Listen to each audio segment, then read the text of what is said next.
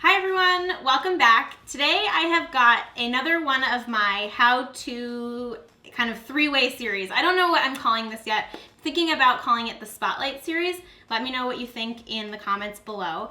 But today we are focusing on one of my favorite ingredients, and that is quinoa flakes.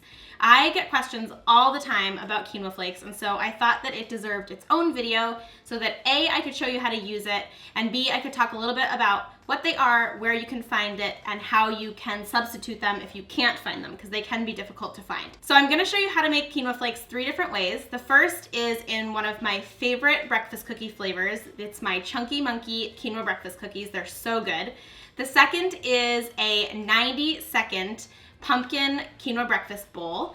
And then the third is in pancakes. So without further ado, let's go ahead, dive into the recipes, and then don't forget to stay tuned to the end of the video, and I will talk a little bit more about what quinoa flakes are and how you can use them and where you can find them. We're gonna start by making the Chunky Monkey quinoa breakfast cookies. We're gonna need oats, quinoa flakes, cinnamon, baking powder, salt, dates, and chocolate chips. And we're just gonna start by adding all of the dry ingredients into a bowl, and you'll just stir that together.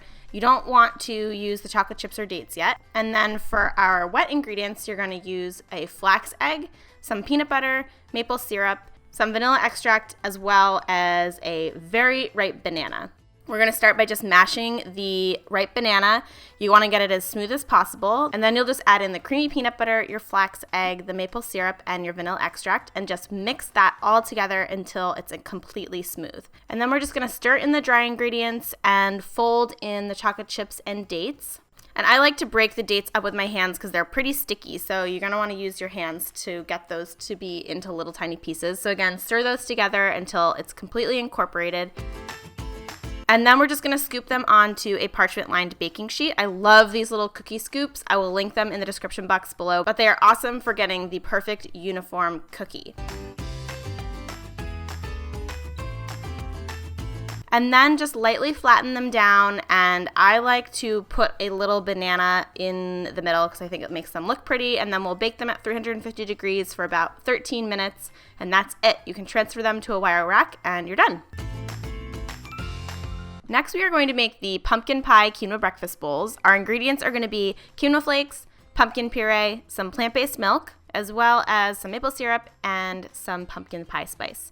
So we're going to start by just adding the quinoa flakes, the pumpkin puree, and the milk into a small saucepan.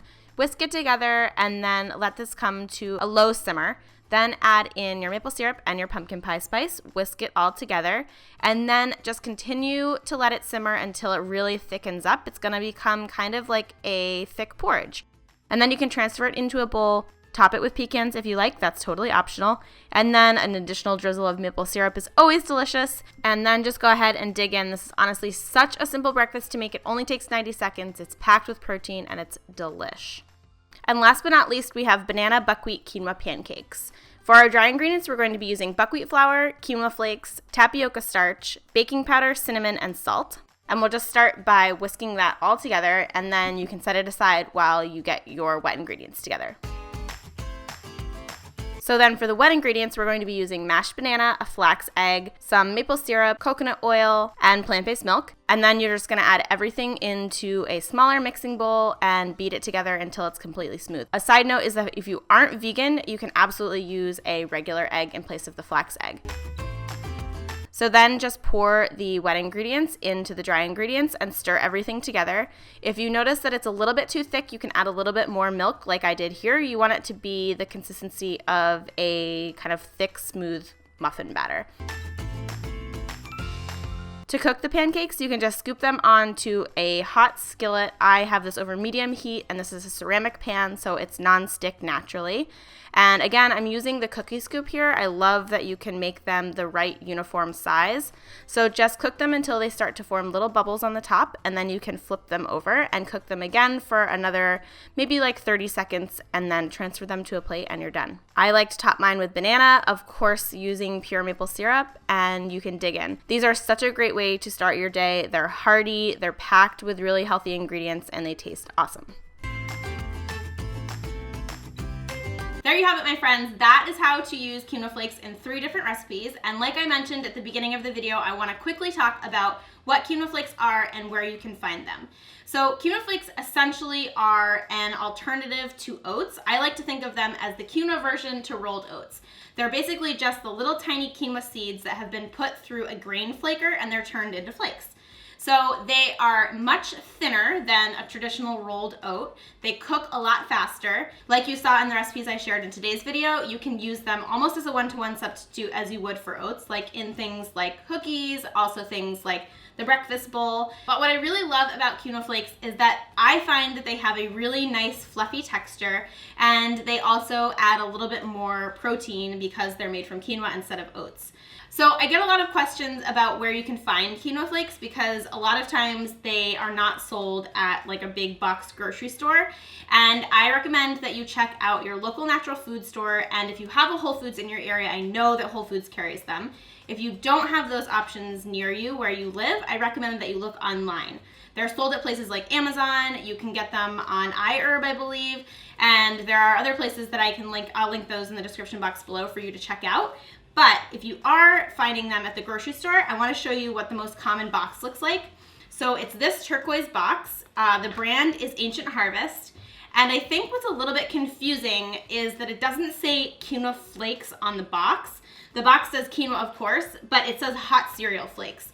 So I think that's sometimes where people get confused, is that they aren't quite sure if they're quinoa flakes because it doesn't say it on the box. But these are the kind that I find at most grocery stores. They are at Whole Foods and they're at a lot of local natural food stores. You can find them in the oatmeal section. So don't look in the baking section like you would with some of the alternative flours. They're near the oatmeals and cereals. Other than that, that's pretty much all I have. I hope you guys enjoyed today's video. If you have questions for me about quinoa flakes, make sure to leave them in the comment box below. I'd also love for you to let me know what other types of ingredients you want me to spotlight in this series.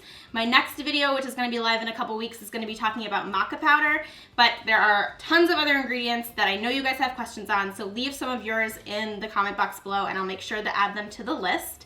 I'd also love to know what you think of the name Spotlight series. To me, it makes sense because it's kind of like an ingredient spotlight, but again, if you guys have suggestions, let me know in the comment box below. And as always, thank you guys so much for watching. Love having you here. You can subscribe if you aren't subscribed already. On the next screen, you can just click the little button that is my face, and that will automatically subscribe you and send you notifications whenever I share a new video. And other than that, I hope you guys have a really great rest of your day, and I will see you on Friday with my next brand new video. Bye, guys!